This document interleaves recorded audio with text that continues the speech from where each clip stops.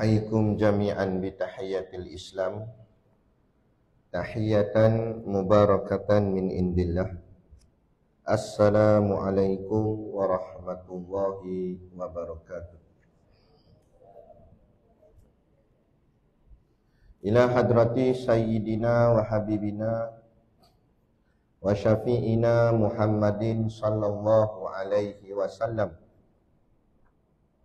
wa ila arwahi abaihi wa ikhwanihi minal anbiya'i wal mursalin, salawatullahi wa salamuhu alaihi wa alaihim ajma'in. Wa ala ali kulli wa sahabati wal qarabati wa tabi'in wa tabi'it tabi'in bi ihsanin ila yaumiddin. Wa ila arwahi walidina wa muallimina wa zawil hukuki alaina ajma'in, wa khususan ila hadrati al-Syeikh al-Imam Hujjatul Islam Abu Hamid Al-Ghazali rahimahullahu ta'ala. Syai'ul lillahi lahumul Fatihah. A'udzu billahi minasyaitonir rajim. Bismillahirrahmanirrahim. Alhamdulillahi rabbil alamin. Arrahmanir rahim. Maliki yaumiddin. Iyyaka na'budu wa iyyaka nasta'in. Ihdinas siratal mustaqim. Siratal ladzina an'amta 'alaihim ghairil maghdubi 'alaihim waladdallin. Bismillahirrahmanirrahim. Alhamdulillahilladzi arsala rasulahu bil huda wa dinil haqq liyudhhirahu 'alad dini kullih wa kafa billahi syahida. Asyhadu an la ilaha illallah wahdahu la syarikalah, wa asyhadu anna sayyidana Muhammadan abduhu wa rasuluh. Allahumma salli wa sallim ala sayyidina Muhammad wa ala alihi wa ashabihi wa tabi'ina lahum bi ihsanin ila yaumiddin. Subhanaka la ilma lana illa ma 'allamtana innaka antal alimul hakim.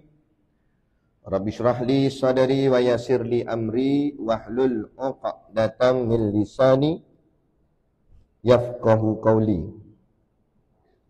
Wala haula wala quwwata illa billahil aliyyil azim. Amma ba'. Alhamdulillah, kita sama-sama panjatkan syukur kehadiratillah subhanahu wa ta'ala yang dengan limpah dan kurnianya diizin oleh Allah subhanahu wa ta'ala kepada kita pada pagi ini untuk sama-sama kita menyambung kuliah pengajian kitab kita, iaitu kitab Bidayatul Hidayah, yang moga-moga dengan pengajian kita ini akan mengelokkan lagi segala amal ibadah kita yang dipersembahkan kepada Allah Subhanahu Wa Taala, yang dengan itu Allah menerimanya, dan atas penerimaan itulah Allah menyelamatkan kita daripada azab api nerakanya dan ditempatkan kita di dalam syurganya nanti di hari akhirat kelak, insya-Allah. Amin ya rabbal alamin.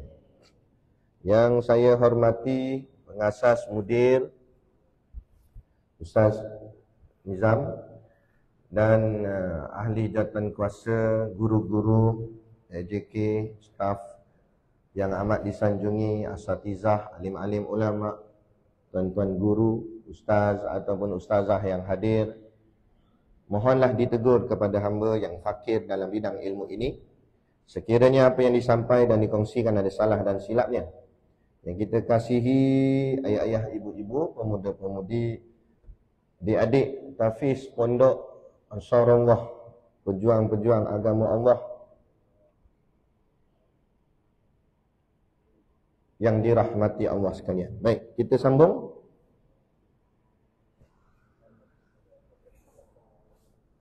Jawi 18 dah, betul? Okey, memakai pakaianmu.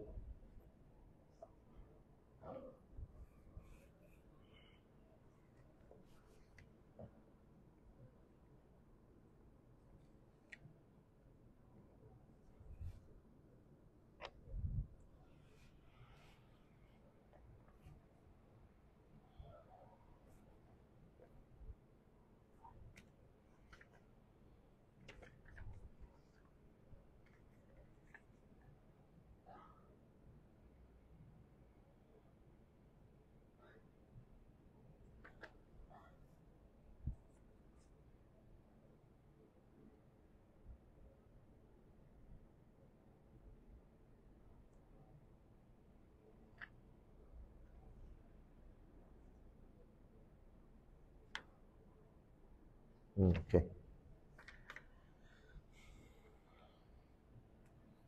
Kitab Bidayatul Hidayah Jawi, muka surat 18, 4 baris daripada bawah. Qala al-muallif rahimahullahu ta'ala wa nafa'ana wa iyyakum bi ulumihi fid dharaini amin ya rabbal alamin.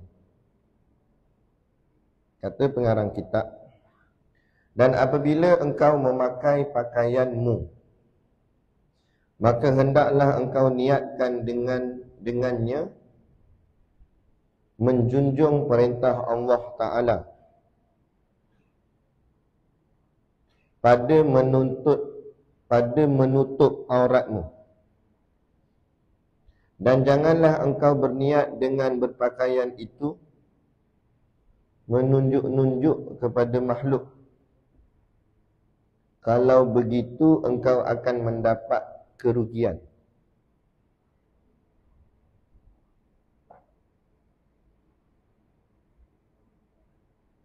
Okey.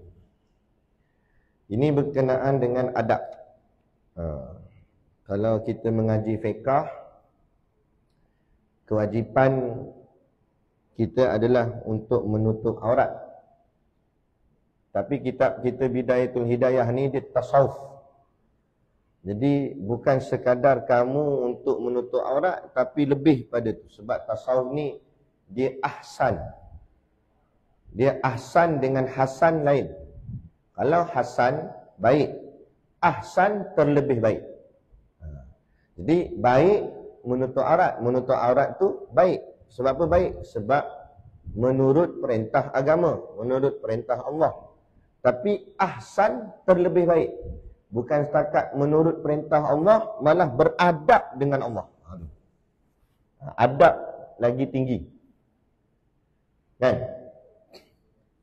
Macam mengaji. Datang kuliah, itu perintah mudir, perintah peraturan sekolah. Suruh masuk kelas.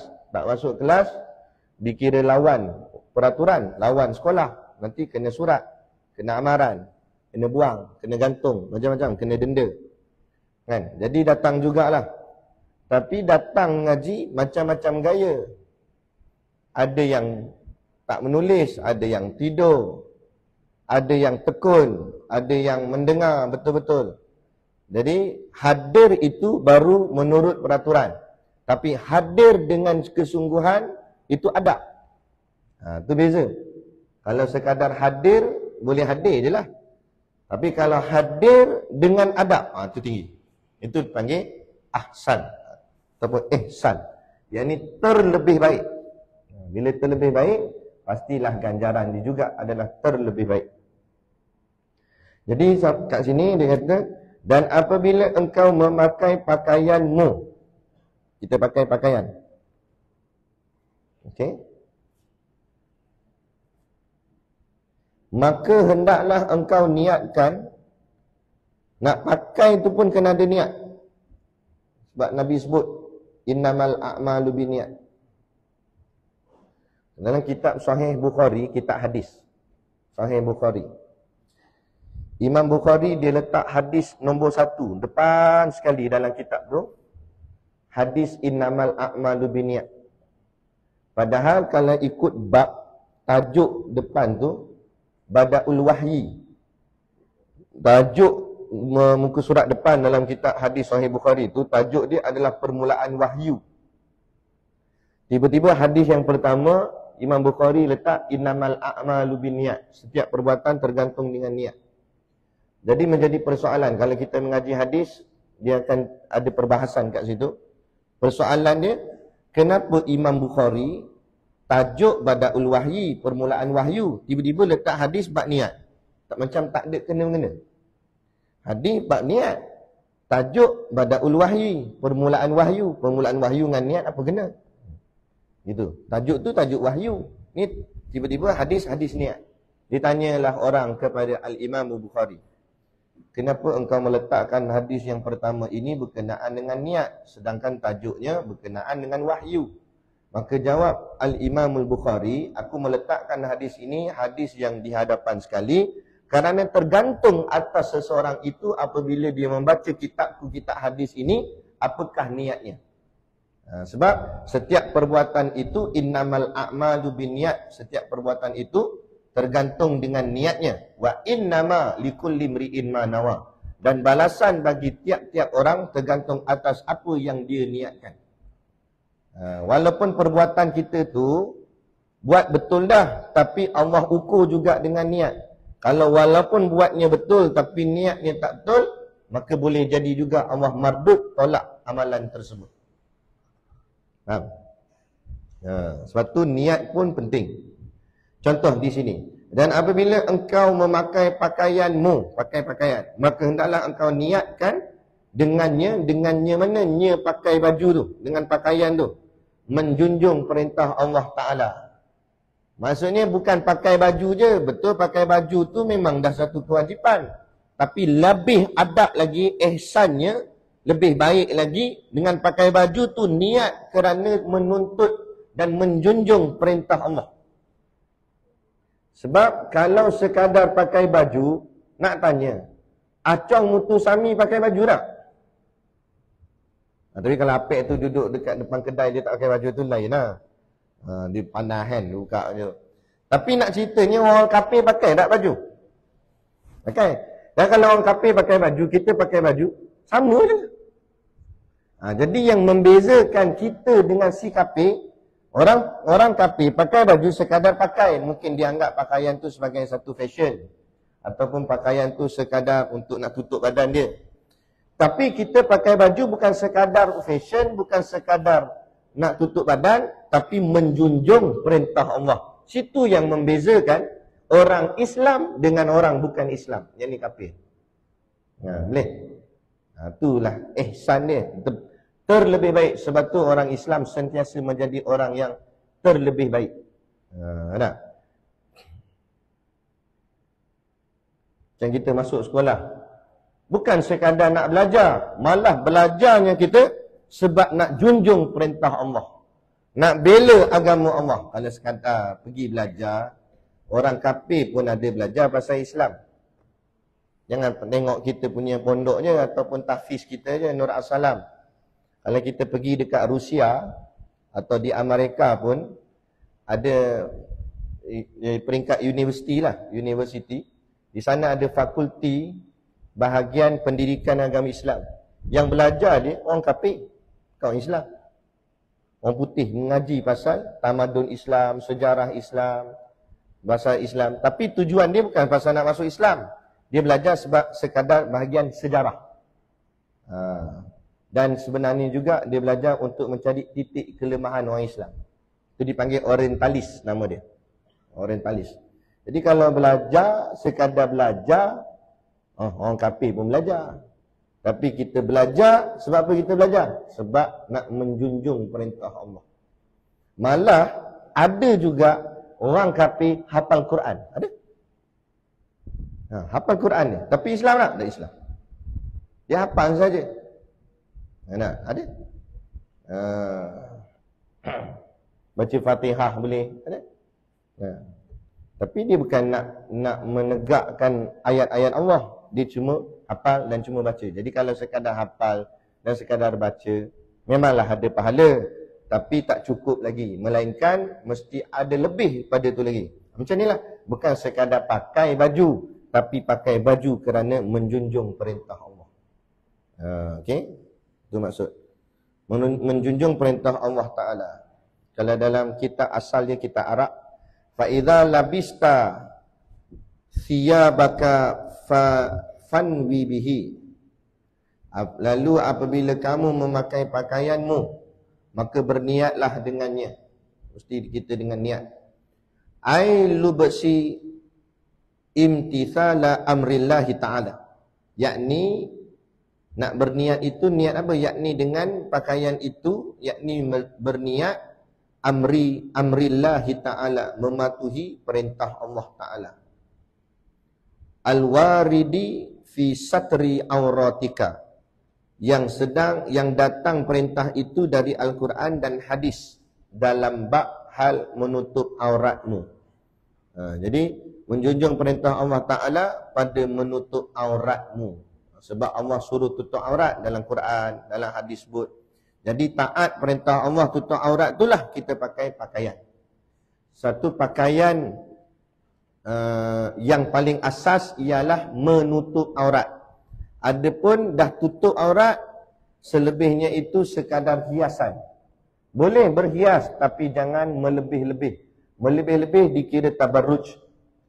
Berlebih-lebihan. Kan? Dalam berpakaian. Selalunya dia berkait dengan orang perempuan. Kan? Jadi paling asas tutup aurat tu dulu. Pakaian tutup aurat. Lepas tu lebih daripada tutup aurat pula sunnah. Macam kita kalau tak pakai kopiah pun tutup aurat. Dah lelaki kan. Tapi kita buh kopiah, buh serban, itu sunnah pula. Dah sunnah, okey dah. Itu dah cantik dah. Tambah lagi aksesori lain, itu dia dah jadi melebih. Melebih sikit-sikit boleh tahan lagi, tapi kalau melebih banyak-banyak, itu dia dah jadi, orang cakap apa, berhias-hias yang melampau. Seperti orang jahiliah, jangan melebih sangat. Jadi pakai tudung, niat pakai tudung tu untuk tutup aurat. Bukan bahagian nak fashion, ini kain tu pusing kok masuk atas, turun bawah, kona kok kiri, naik atas. Lah kali tu terjerut dengan leher-leher. Lepas tu napah pun tak boleh. Mati situ. Orang tanya mati sebab apa ni? Mati sebab pakai tudung. Teruknya. Kan? Apa dah over sangat? Nak siap saja kat sejam. Pelik kat orang ni. Orang basuh lori pun, kepala lori siap dah basuh. Dia nak siap dia seorang. Allah. Paling minimum betul tak orang perempuan? Paling minimum 3 cermin dia tengok. Angguk tu betul. Mula cermin dalam bilik. Lepas tu keluar. Tengok kot tingkat rumah pula. Dia tiup. Oning, ada oning dia tiup. Nak bagi tegak. Lepas tu last sekali, side mirror motor. Dah motor haji mana dia kepak. Lepas tu bukan nak betul balik. Kawan tu bawa dengan kepak gitu. Tak pasang lori kat belakang, gelebung kena. Kan? Janganlah sampai over sangatnya tu. Gitu-gitu sudahlah. Betul nak cantik. Tapi biar cantik di mata suami. Bukan cantik di mata suami-suami. Suami-suami tu mana? Orang lelaki lain. Nak suami sendirilah di rumah. Tu. Kan? Tapi tengok di rumah Allah. Nak? Lebih kurang mak lampir. Allah dengan rambut menggerbang gitu. Lepas tu kain batik gitu ya. Suami balik azan terus. Allahu Akbar. Datang ingat jin. Keluar balik suami. Ada. Lain kali suami duduk mana? Duduk kedai tom yam. Kita buat kedai tom yam lawa. Panggil abe. Abe makan apa be? Dia panggil be beruang. Allahu Akbar. Atau kat rumah lah panggil abang, sayang gitu. Ni orang perempuan ni. Belum kahwin tapi belajar dulu. Kan? Macam mana layan suami. Orang perempuan ni dia bukan nak teruk-teruk. Kalau boleh Jangan kerja. Kalau boleh, orang lelaki kerja. Usaha cari duit. Orang perempuan duduk rumah. Tapi kalau terpaksa kos sara hidup tinggi sangat ke, bolehlah kerja. Tapi jangan kerja yang teruk-teruk sampai mengabaikan keluarga. Sebab tugas orang perempuan sebenarnya jaga keluarga di rumah. Jaga anak, didik anak, kemah rumah dan sebagainya. Layan suami. Kan? Suami balik tak benar, layan. Sediakan makan, minum, apa semua. Urut-urut sikit. Kan? Letih ke bang? Okey. Barulah suami tu tak lari ke lain. Ini tu ya. Dia pergi pusat urut kan. Saya tak ada tukang urut. Itu yang jadi merapu jadinya. Mana? Tu. Baik. Tu nak cerita tadi pakaian kan tak? Memang pakai pakaian yang cantik-cantik untuk suami. Bukan di luar. Nah, pakai pada-pada. Jangan, okey. Macam mana nak tahu pakaian dia jadi melebih? Bila sampai orang lelaki toleh kepala. Dia kias kepada wangian. Macam dalam hadis Nabi sebut. Orang perempuan tak boleh pakai wangian sampai melebih. Maksud lebih, sampai orang lelaki memandang-mandang ke arahnya. Begitu juga dengan pakaian. Pakai dengan beling-beling. Tahu beling-beling? Dengan manik-manik apa semua. Bila dia lalu, orang sampai dia. Dia ingat orang pandang dia sebab dia cantik. Tapi orang tengok dia sebab dia pelik. Pelik sangat. Banyak sangat terjurai sana begini. Macam-macam. Tu kan. Simple je. Sebab tu kaedah agama orang perempuan, kalau kita tengok di sekolah-sekolah pondok, tafiz sebagainya, dia pakai pakaian hitam. Semua hitam. Sebab apa hitam? Siapa boleh jawab? Kenapa orang perempuan lebih sesuai kalau ikut kaedah agama pakai hitam? Sebab hitam ni tak ada warna. Warna ini hitam. Warna yang kusam. Warna yang tak menarik. Warna gelap, tak menarik, hitam. Tapi ada juga orang kata hitam tu menawan kan? Kan? Tapi makna warna hitam tu, dia tak cerah, dia tak terang, dia tak jadi tarikan. Kalau warna merah ke apa tu, jadi tarikan. Dia warna hitam, warna gelap itu. Dan satu lagi, sebab warna hitam adalah warna kelam. Warna yang telak, gelap. Warna yang boleh melindung aurat. Dia tak nampak. Sebab dia dah warna tu hitam, tak nampaklah aurat dalam. Tapi kalau warna yang jenis cerah-cerah, hati-hati. Takut boleh nampak dalam. Sebab tu, lama dah kita cakap, pakaian sekolah kebangsaan, pakai baju ya bentuk baju kurung, tapi putih. Bila putih, kan, kalau budak perempuan tak pakai baju dia belah dalam tu, boleh nampak tak tali brown, tahu orang cakap? Itu yang bahaya. Itu dipanggil muqaddimatuz zina. Dari situ, namun sebab itulah jadi teruk, jadi sosial, jadi bukan-bukan. Kita pelik. Hari tu kerajaan boleh tukar kasut. Kasut putih tukar kasut warna apa tu? Pink apa? Bukan, hitam. Kasut putih tukar kasut hitam. Kalau kasut boleh tukar, kenapa bajumu tak tukar? Ini bahaya. Nampak?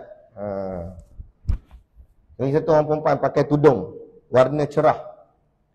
Kan? Tudung tu cerah. Lepas tu cerah tak ada masalah kalau betul-betul telak sehingga tak nampak dalam. Tapi kadang-kadang ni dia cerah lepas tu jarang. Sehingga boleh nampak dia punya getah rambut. Kan dia ikat rambut dengan getah tu. Getah rambut tu warna pink, boleh nampak tudung tu. Jadi tu bukan menutup aurat. Kalau getah rambut boleh nampak, rambut nampak tak? Rambut nampak lah, dah boleh makna. Kalau boleh tembus nampak getah rambut, maknanya boleh tembus nampak rambut. Maknanya warna tu boleh tembus cahaya dia. Tutup aurat ni bukan sekadar tutup, menutup warna anggota badan. Jadi tak boleh. Itu dikira tak lengkap, tak komplit tutup aurat dia. Jadi dikira macam tak tutup aurat juga. Ya. Dalam Islam tak wajibkan pakai tudung. Betul tak? Pelik lah dia dengar. Pelik ustaz ni. Yang Islam wajib tutup aurat. Kalau mu pakai tudung tapi tak tutup aurat, sah tak? Tak sah lah. Kalau macam tu baik pakai kotak. Kotak. Ambil kotak, tebuk buat mata. Tapi orang tengok pelik lah. Orang kata semalam tengok waras lagi. Esok kata gila dah ada. Nak pergi jalan ke kotak itu. Gila-gila pun tapi tutup aurat. Allah bagi pahala. Allah tak marah kat dia. Daripada mu pakai tudung tapi nampak rambut setelah sini, getah rambut pun nampak apa. Lepas tu, apa, bonggol lepas tu tengok. Nabi kata bonggol unta. Sekali dia toleh, zup. Kita punya ekor serban dari duduk belakang kot depan tu jadi. Sebab tengok ke dia. Oh, pening. Hadis pun jadi lupa sebab tengok dia. Habis. Tu, jaga. Sebab apa? Sebab ni teguran Syekh. Apabila memakai pakaianmu, niatkan kerana menjunjung perintah Allah. Bukan kerana fashion. Bukan kerana nak bergaya. Bukan kerana nak orang pandang kamu. Nah, untuk menjunjung perintah Allah. Tu dulu niat hatimu. Barulah apa yang kita pakai itu betul. Betul tak? Orang lelaki pula, orang perempuan ni kena. Pakai apa tu? Yang besi kat tangan. Panggil apa? Dia pakai besi kat tangan. Bukan gari. Apa panggil? Gelang. Yalah memang sebut gelang, tapi ada satu sebutan dia. Apa? Beggar benda lah. Beggar, betul? Oh, tahu. Pakai apa? Kan? Tu untuk apa pakai tu? Gaya, fashion. Tu kata bukan untuk menjunjung perintah Allah. Ambil mana tu? Nabi pakai gitu, tak pakai. Lepas tu ambil mana, ikut mana? Trend. Artis pakai macam tu. Jangan ikut artis. Ikut Rasulullah. Gitu. Pakaian Nabi tak nak pakaian style orang putih. Baik, tu dia. Menutup auratmu. Dan janganlah engkau berniat dengan berpakaian itu menunjuk-nunjuk kepada makhluk. Ini juga termasuk yang pakai jubah, yang pakai elok dah ni. Pakai tu dah tutup aurat. Tapi niatnya kerana nak menunjuk-nunjuk. Nak bergaya-gaya sangat. Simple-simple sudah. Kan? So, kalau beli jubah, jangan beli jubah. Orang lelaki lah.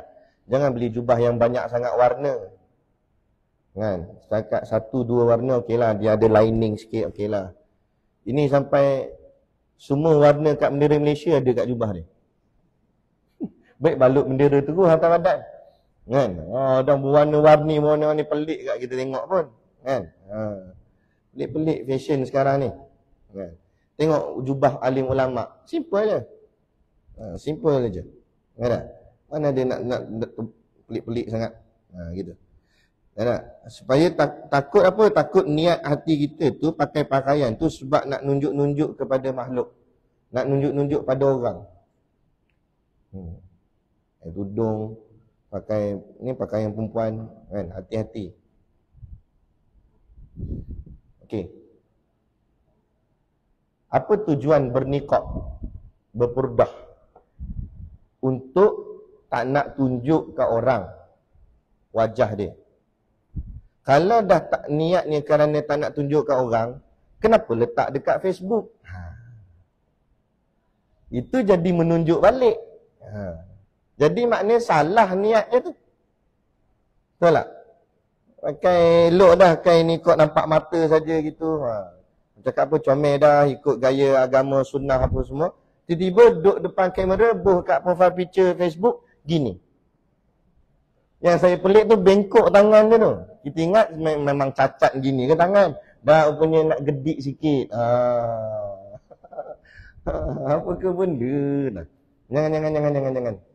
Memalukan imej agama. Jangan. Ubah lah. Tak mau. Kalau ada, delete. Letak gambar kartun tak apa. Ataupun nak baik lagi letak gambar spana. Terus tak ada kaitan. Nama Nurul Syahidah. Tapi gambar spana. Pelik. Gambar Arab pun. Kurang-kurangnya lagi bagus. Dia tak tunjuk diri dia lah apa kan. Letak gambar kambing ke. Apa? Itu jadi ujian. Kalau betul meminat dia, walaupun gambar kambing, minat sungguh. Kan? Baru tak jadi ni. Jadi tak jadi tarikan. Menunjuk kepada makhluk. Tu dia. Niat. Jaga pakai pakaian. Bukan nak tunjuk-tunjuk ni. Dah pakai pakaian elok. Tapi niat masih lagi menunjuk-nunjuk. Nak tunjuk, memperagakan diri kat dalam media sosial dan sebagainya.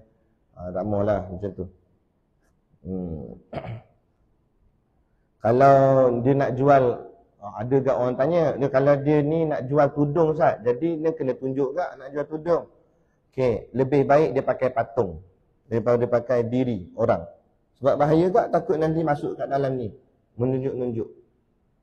Kan tak? Jadi buah patung, pakaikan patung tu tudung, biar patung tu yang macam ni. Patung tu yang gedik tak apa. Patung gedik tak apa. Patung tak kena dosa apa. Kan tak? Tu.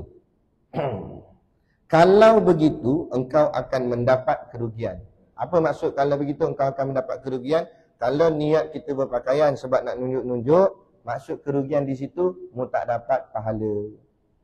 Dapat nunjuk-nunjuk je lah. Dapatlah kat orang. Lepas tu, wa inna malikul limri'in manawa. Dan balasan itu tergantung atas niat hatimu. Kalau niat berpakaianmu kerana nak tunjuk kat orang, dapat tunjuk kat orang je lah. Tapi pahala Allah tak dapat. Jadi rugilah. Sedangkan, bila kita berpakaian macam ni, pakaian-pakaian sunnah ni, selagi mana kita berpakaian ni, semua pahala. Tak buat apa pun, duduk saja je. Pahala ni tu, pahala. Siapa pahala? Pahala, pertama pahala nutup aurat, lepas tu pahala sunnah. Kan? Pahala saja. Tiba-tiba niatnya bukan kerana Allah, niatnya kerana nak nunjuk-nunjuk. Sia-sia lah tu, kata rugi. Tak dapat apa-apa lah. Gitu. Dan kita baca sikit dalam syarah dia kata, wahzar an yakuna qasduka min lubsi libasika mira'atal khalqi fatahsur.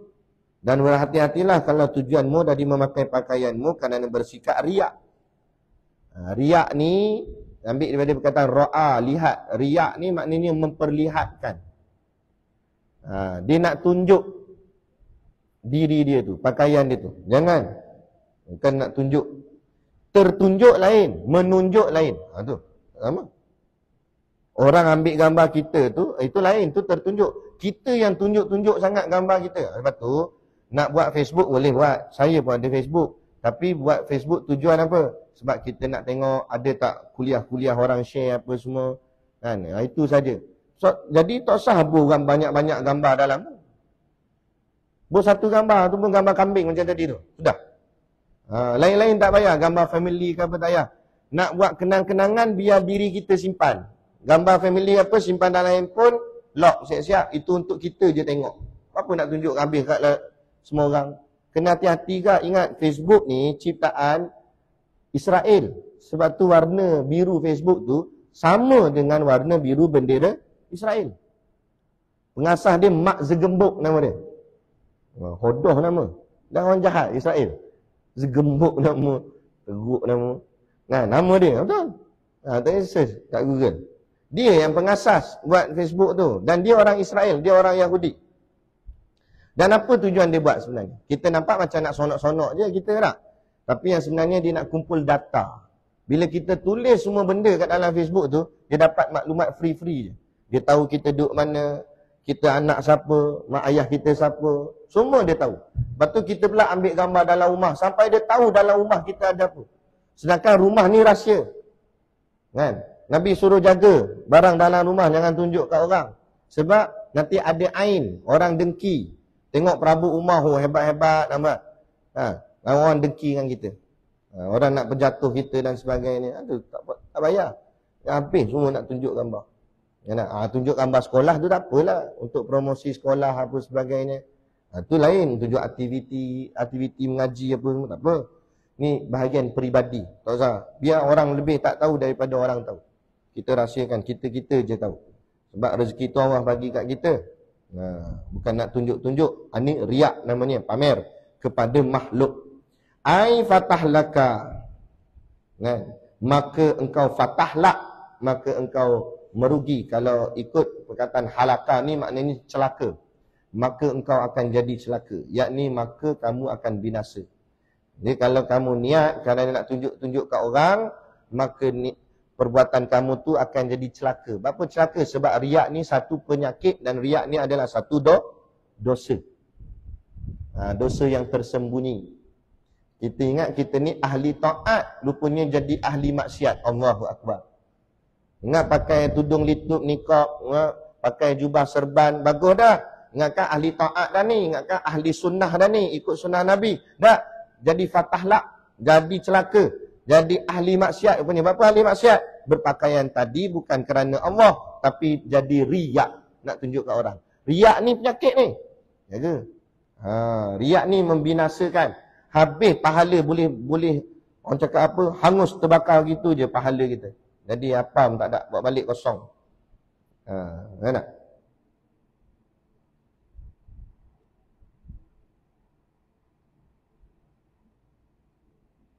Baik.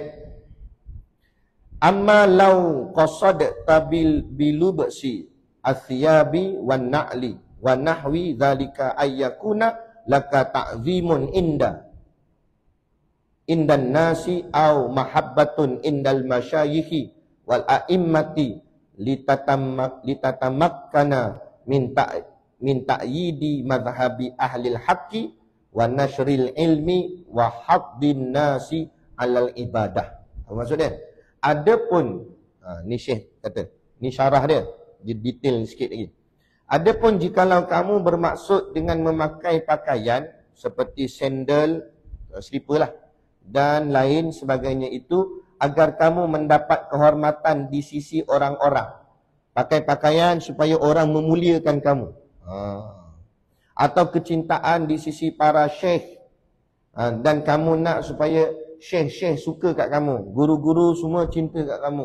Dan para pemuka agama. Dan orang-orang ahli agama. Untuk dapat menguatkan mazhab ahlil haq. Dan menyebarkan ilmu. Dan mendorong orang-orang untuk beribadah. Itu boleh dibenarkan. Maksudnya macam mana? Kita ulang balik. Syekh kata, adapun jikalau kamu bermaksud dengan memakai pakaian macam kita pakai ini, sandal, pakai jubah, pakai serban dan lain sebagainya itu, agar kamu mendapat kehormatan di sisi orang-orang. Supaya orang hormat kita. Tak adalah orang cakap apa, nampak lekeh sangat. Pakaian agama kena kemas. Kalau Ustaz Mutali Ma'ruf, dia tegur kalau ikat serban main-main. Maksud serban main-main ni, ialah lebih kurang. Biarlah kemas. Image Islam. Jangan kita selekeh. Kadang kopiah sampai, bukan kuning lah, hitam tu kot. Biar. Jangan nak, cucilah basuh. Kalau dah tak boleh cuci dah hitam juga, beli yang baru. Telekung tu jangan sampai kuning bahagian dagu ni. Kan, belilah lain. Kan, biar nampak kemah, nampak elok. Jangan selekeh. Kan, ini image agama, image Islam. Kan, orang tak kata kat kita nanti, orang akan kata agama kita. Tu cuba pakaian tafi lekeh-lekeh. Kita tu kita pergi sembahyang Jumaat, orang luar duk tengok. Ni aku malas hantar anak pergi sekolah agama, tengok. Selekeh, kan hitam, masam pula tu.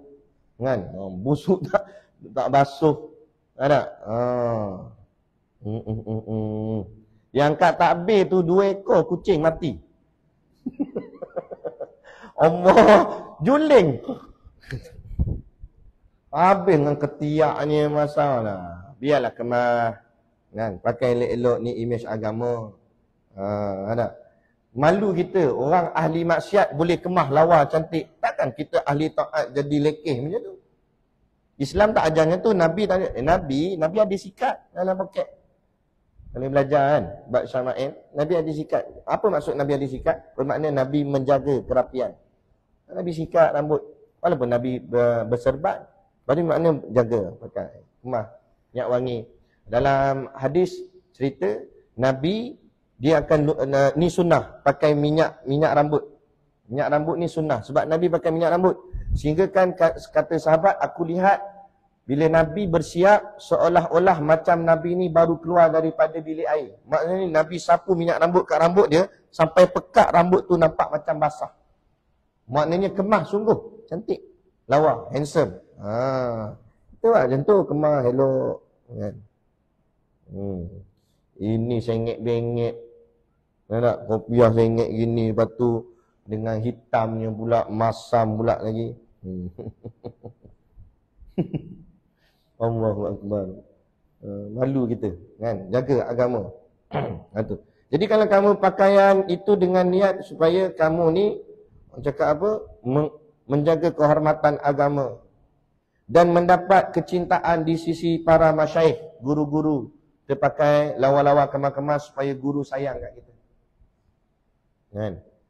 Imam Malik yang mazhabnya Maliki tu. Imam Malik, dia selalu orang datang kat rumah dia nak tanya soalan. Kalau orang tanya soalan berkaitan hukum hakam fiqah, dia selalunya dia akan jawab direct. Oh yang ni sah, oh ni batal, oh ini harus. Dia jawab macam tu je. Tapi kalau orang datang kepada dia, Assalamualaikum ya Imam, ya apa soalan nak tanya? Saya nak tanya tentang hadis. Hadis? Tunggu sekejap. Dia masuk dalam, dia mandi apa semua, pakai lawa-lawa kemas, elok-elok, cantik, dengan minyak wangi apa semua, dia buka kitab hadis. Okey, baru dia panggil ta'al, duduk. Baru dia baca hadis. Bunyi apa nak masuk? Dia nak jaga adab dengan Rasulullah. Sebab apa? Bila dibaca hadis Nabi, kemungkinan besar Rasulullah hadir. Ada guru kami bagi tahu, kalau kita buat program maulid, program selawat, Rasulullah hadir bersama. InsyaAllah. Kalau Allah izin. Nah, ada. Jadi jaga adab, jaga pakaian kita kemas ni, supaya mendapat kecintaan para masyaikh, guru-guru, alim ulama, Rasulullah, kan, beradab kita supaya guru pun tengok cinta. Ni guru nak sayang macam mana masam ni tu. Nah, dia pula nak peluk pula tu tok guru. Dia nak ketiak 2 ekor kucing mati tadi. Kan? Tok guru, tok guru. Dah apa benda hang lekeh gitu. Biar kemas elok. Mendapat kecintaan di sisi para syekh dan para pemuka agama, ahli-ahli agama, untuk dapat menguatkan mazhab ahli haq, dan menyebarkan ilmu, supaya kita yang jadi penceramah, jadi ustaz, biar kemas, supaya orang pun sonok nak tengok, oh kemas dia, diri dia pun cantik lawa, nak sebar ilmu pun senang, orang percaya, orang yakin. Dan mendorong orang-orang untuk beribadah dengan kita pakaian lawa-lawa gini, menyebabkan orang tertarik, dan akhirnya orang pun nak ikut macam kita, nak jadi juga golongan-golongan ahli ibadah. Itu dibolehkan.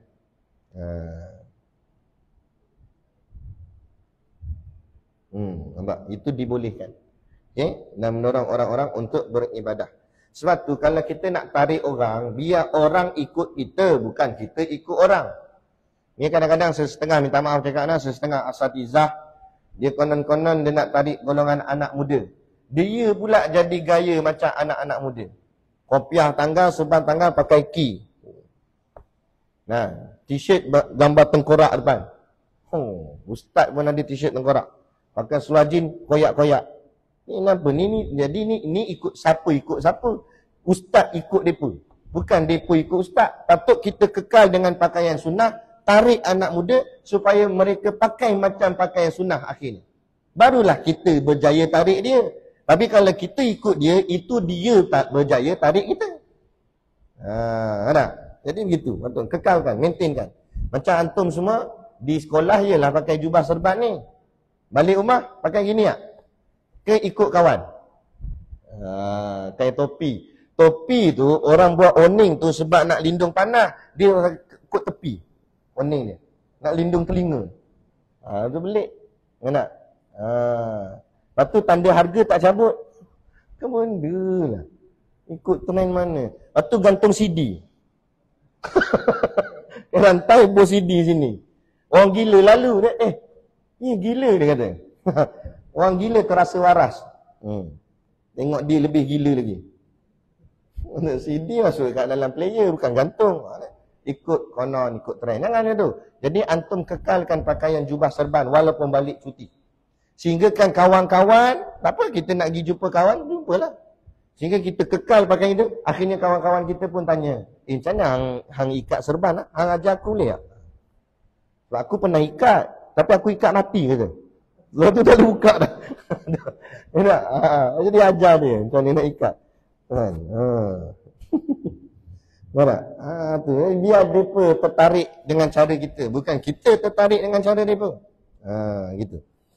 Dan lagi kata Syekh, la li syarafi nafsika min haitsu hiya wala di dunya tanaluha la sara dzalikal amru khairan wa sara fi hukmi a'malil akhirah.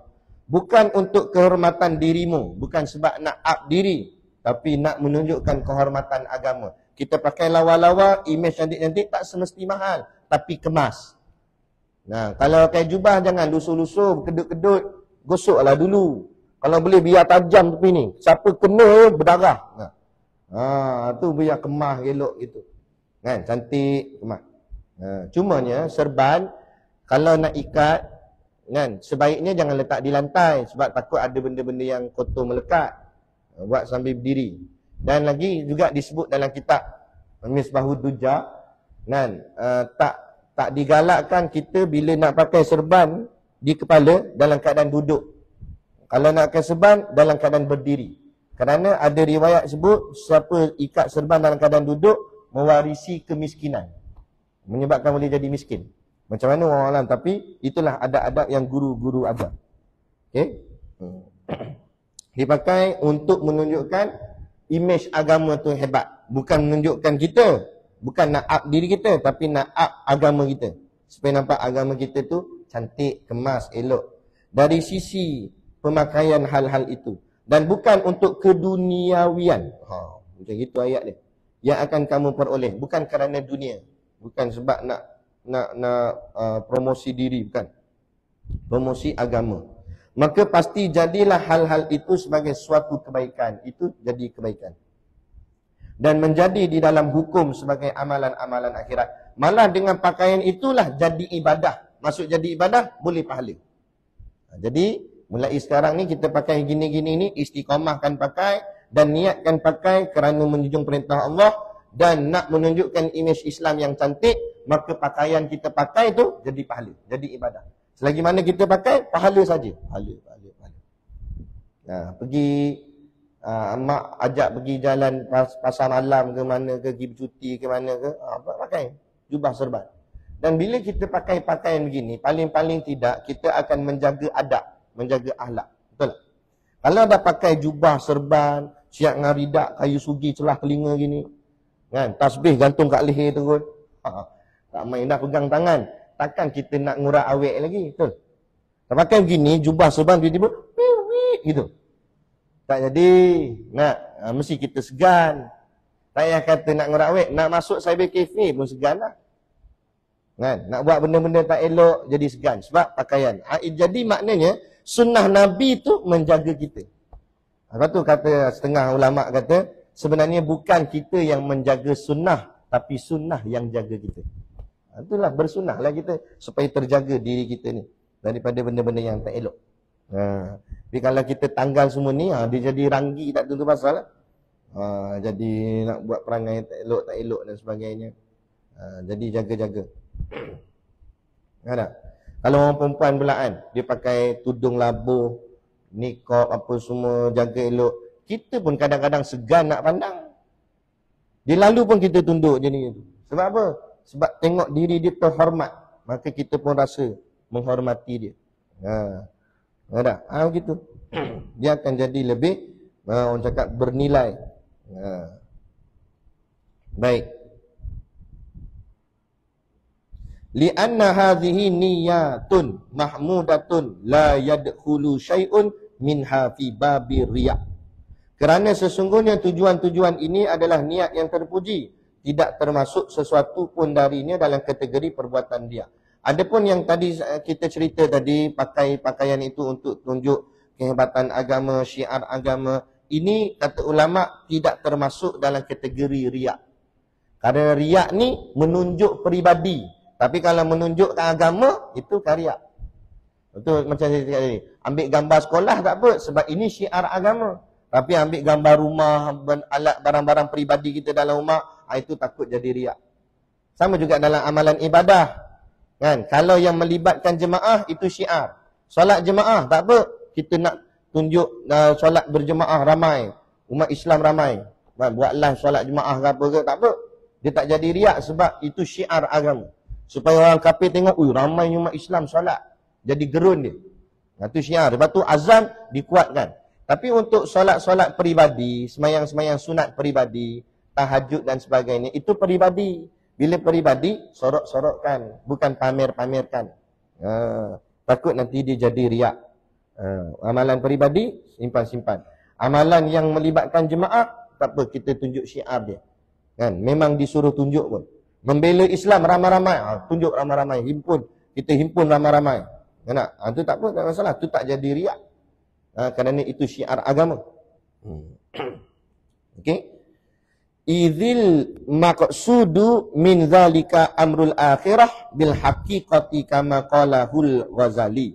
Sebab tujuan dari hal-hal itu adalah perkara akhirat pada hakikatnya, sebagaimana hal itu dikatakan oleh Imam Al-Ghazali. Wa qala ba'duhum wa yanbaghi ayyakunal ulama wa talibul ilmi fi zamanina hadza ahsana siyaban wa a'zama imamatan wa awsa'a akmaman minal juhala'i ayliyakunal ilmu qawiyan aziman. Dan telah berkata salah seorang dari para ulama kata, sepatutnya agar keadaan ulama dan pelajar di zaman kita ini berpakaian lebih baik, berserban lebih besar dan berlengan baju lebih longgar dibandingkan orang-orang bodoh. Yani agar ilmu menjadi kuat lagi agung. Dan disuruh, ada syekh kata, seorang ulama kata, disuruh kita yang mengaji agama ni, pakaian kita lebih pada orang awam. Bukan pasal riak, tapi nak menunjukkan kedudukan agama lebih tinggi daripada orang biasa. Sebab tu qadi dia ada pakaian dia. Sebab tu kita tengok para habaib, dia pakai jubah 2 lapis. Ada jubah, lepas tu jubah luar lagi.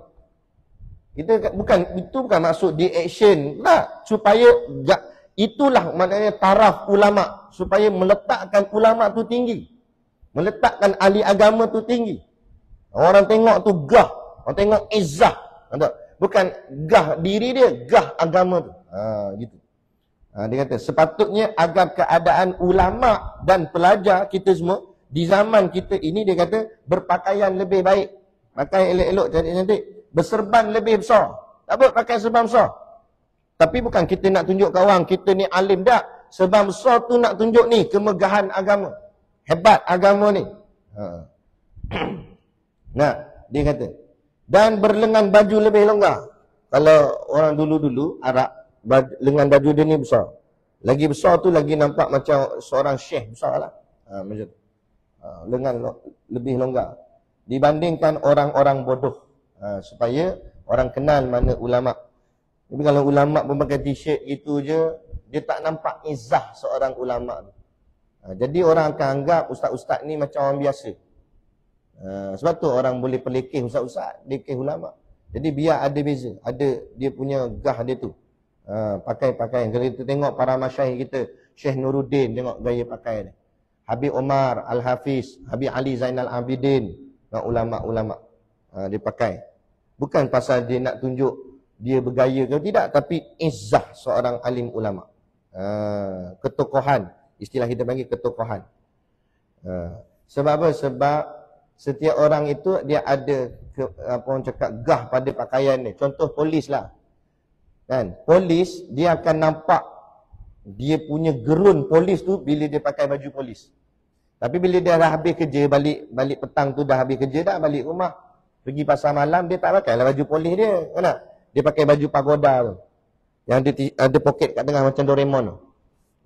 Baju putih tu kan. Kena pula koyak pula bagian ketiak.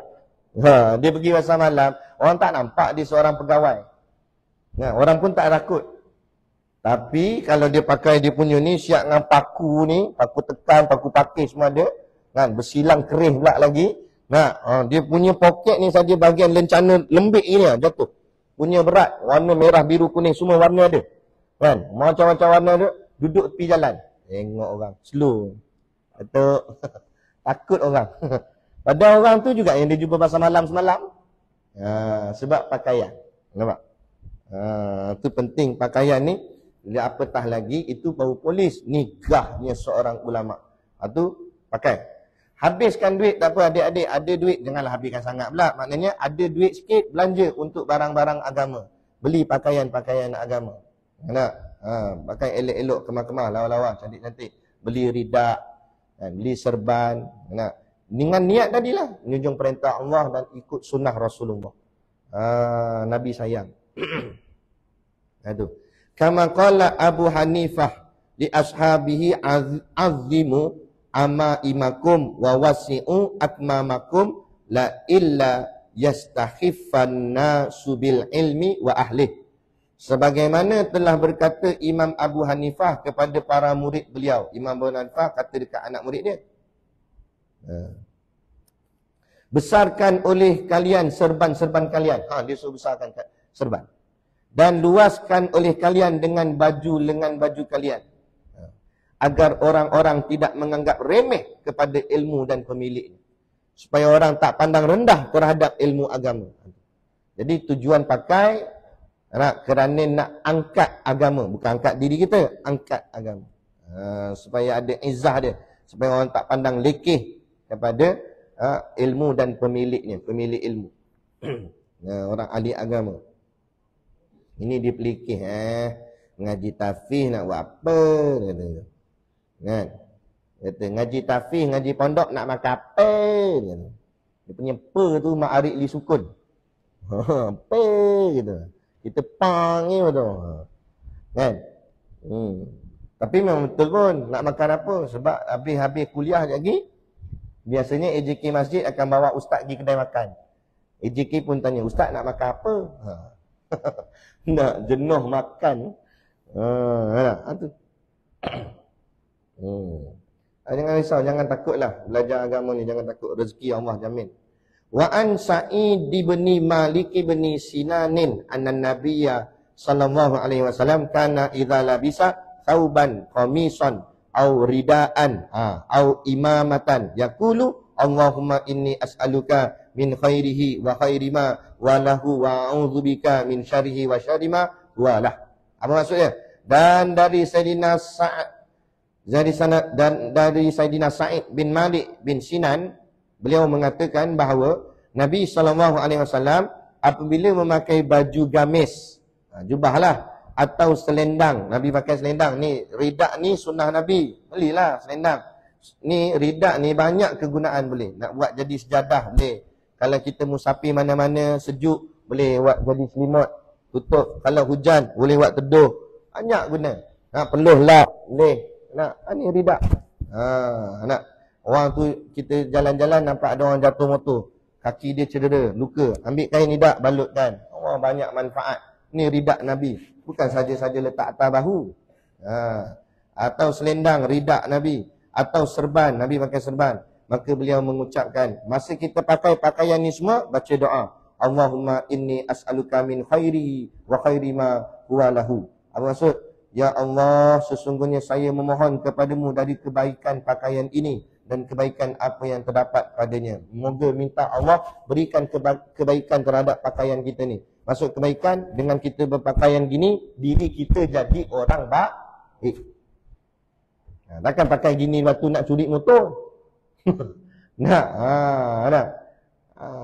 Jadi bila pakai gini, moga-moga pakaian ni menjadikan kita ni orang yang baik, dapat kebaikan daripada pakaian ni. Wa a'udzubika min syarrihi wa syarri ma huwalah. Dan minta juga aku berlindung kepadamu ya Allah dari keburukannya dan keburukan apa-apa yang terdapat padanya. Tapi kalau ada keburukan, minta kita, Allah lindungkan kita dengan pakaian kita ni. Kalau maknanya pakaian kita ni ada riak apa semua, minta Allah lindung supaya jangan ada riak, unjuk, takabur dan sebagainya dengan sebab kita berpakaian tadi ni. Kadang-kadang ada orang jadi sombong dengan sebab pakaian. Jaga-jaga. Jadi jangan sampai macam gitulah. Bila kita pakai pakaian sunnah, ingatlah seolah-olah Nabi bersama kita. Nabi bersama kita. Dan memang pun keberkatan sunnah akan dapat kat kita.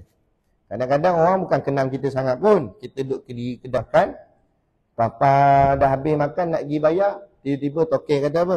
Tadi meja sebelah awak tadi dah tolong bayar untuk awak. Ya, sebab apa dia bayar? Kadang sebab dia tengok kita pakai gini, dia ingat, oh ni ustaz ni, kata. Walaupun mungkin kita bukan ustaz. Oh, dia tolong bayar. Kita pun tanya balik tokek, esok dia datang lagi tak? Esok datang lagi, saya nak datang lagi. Dapat free lagi. Tak? Tapi nak ceritanya, tu sunnah Nabi untung. Apa kata tak untung? Untung. Kalau kita pakai pakaian yang ada ke orang nak belanja? Tak ada. Tapi ni sunnah Nabi. Jagalah sunnah Nabi. Moga-moga Nabi sunnah Nabi juga menjaga kita. Wa an Mu'adz bin Anas anna Rasulullah sallallahu alaihi wasallam qala man labisa thawban jadidan faqala alhamdulillahilladzi kasani hadza wa razaqanihi min ghairi haulin minni wala quwwatin ghafarallahu lahu ma taqaddama min dhanbihi. Dan dari Sayyidina Mu'adz bin Anas disebutkan bahawa Rasulullah SAW telah bersabda, siapa saja yang memakai pakaian baru lalu ia mengucapkan alhamdulillahilladzi kasani hadza wa razaqanihi min ghairi haulin minni wala quwwatin, maka apa maksudnya tu? Segala puji bagi Allah yang telah memberi pakaian ini. Bila kita pakai pakaian baru dibeli, maka baca doa ni, minta kepujian ni, memuji-muji Allah Ta'ala. Ya Allah, alhamdulillah, segala puji bagi Allah yang telah memberikan pakaian ini kepada saya dan menganugerahinya kepada saya tanpa daya dan tanpa kekuatan dari diri saya. La haula wala quwata illa billah. Kalau engkau tak tolong, aku pun tak mampu nak pakai pakaian seperti ini. Ucap terima kasih pada Allah. Syukur alhamdulillah. Maka kata Nabi, siapa yang doa macam ni masa dia pakai pakaian, ghafarallahu lahu ma taqaddama min dhanbih, maka Allah memberi ampun kepadanya akan apa yang berlalu dari dosanya. Allah akan ampun semua dosanya yang dulu-dulu. Dengan sebab pakai baju saja, dosa boleh terampun. Buatlah amalan ni. Mana? Apa tak ingat bahasa Arab pun, cakap Melayu pun tak apa. Pakai baju, sebut alhamdulillah, terima kasih ya Allah, engkau anugerahkan pakaian ni buat aku ya Allah. Terima kasih ya Allah. Kalau semua ni kerana engkau, aku tak mampu melainkan engkau yang memberikannya kepadaku. Gitu. Cakap daripada hati. InsyaAllah pakaian tu jadi barakah, berkat. Dengan sebab kita berpakaian, kita akan jadi lebih baik daripada sebelum ini. InsyaAllah. Kalau dah insya, itu maksudnya dah habis. Dah habis? Dah cukup? Kita nak lagi? Nak lagi sampai malam. Dah cukup dekat tu. Kita akan sambung muka surat 19 pada kuliah kita yang akan datang, iaitu perbahasan tentang adab-adab masuk ke dalam tandas. Masuk tandas nak buat apa? Termenung ke macam mana? Nanti kita akan tengok perbahasan dia pada kuliah yang akan datang. Adab-adab masuk ke dalam tandas. Kita hari ini baru menghabiskan perbahasan tentang berpakaian ikut sunnah. Jadi apa intipati kesimpulan yang kita dapat? Bila kita pakai pakaian, pertama betulkan niat. Niat kerana Allah, bukan niat kerana berfashion atau nak orang tengok kita. Kemudian pakailah pakaian yang cantik kerana nak mencantikkan agama, imej agama, supaya orang pandang orang agama ni kemah-kemah elok-elok. Dan tidak dikira salah kalau kita membesarkan serban, membesarkan jubah dan sebagainya, seperti mana yang dibaca tadi, alim ulama sampai ke tahap suruh pun ada, supaya nampak beza antara orang agama dengan orang jahil, supaya ada izzah. Lagi-lagi alim-alim ulama, lagi-lagi tuk-tuk guru, dia kena pakai dia, ada izzah dia, supaya orang nampak ini orang alim ni, supaya orang akan tunduk pada agama, tidak memperlekehkan agama. Gitu. Okey. Jadi lepas tu amalan-amalan yang kita boleh ambil, bila pakai pakaian, kita baca doa, minta Allah jadikan pakaian kita tu mendatangkan kebaikan buat diri kita. Dan ucapkan juga syukur, terima kasih kepada Allah kerana Allah kurniakan pakaian yang baik ini pada kita. Jadi buat ni sebagai amalan, insya-Allah diri kita akan semakin baik walaupun dengan hanya berpakaian sahaja. Itu pun dah jadi ibadah, boleh pahala insya-Allah. Jadi cukup sekadar tu, wabillahi taufiq wal hidayah.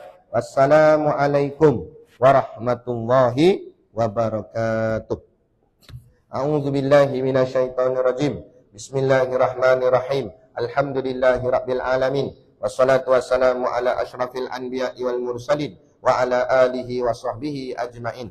Allahumma taqabbal minna salatana wa du'aana innaka antas samiul alim wa tub alaina innaka antat tawwabur rahim. Allahumma ja'al dinana dinan nabi Muhammadin sallallahu alaihi wasallam wa islamana islamal muslimin wa imanana imanal mu'minin wa salatana salatal khashiin wa a'malana a'mal salihin wa niyatana niyatal mukhlisin wa dhunubana ya Allah dhunubal mustaghfirin wa hayatana hayatal ulama wa mautana bimauti syuhada wa dikhinal jannata ma'al anbiya'i alaihimus salatu wassalam. Rabbana atina fid dunya hasanah wa fil akhirati hasanah wa qina azaban nar wa qina azaban nar wa qina azaban nar. Allahumma barik lana fi syahri Rajab wa Sya'ban wa balikna fi syahri Ramadan ya Allah. Ya Allah, ya Tuhan kami, berkatilah kami di bulan Rajab dan Sya'ban ini ya Allah, dan sampaikanlah kami ya Allah di dalam bulan Ramadan, dan berkatilah kami ya Allah. Bantulah kami ya Allah, bantulah kami ya Allah,